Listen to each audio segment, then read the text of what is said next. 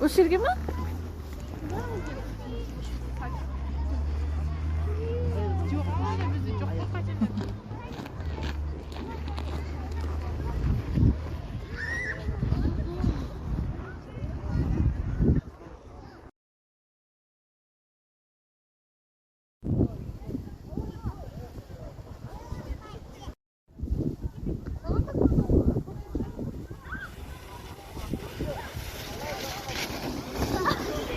Umar қайда?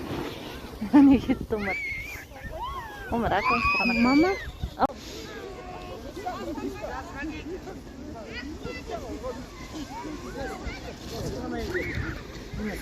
астында қарап.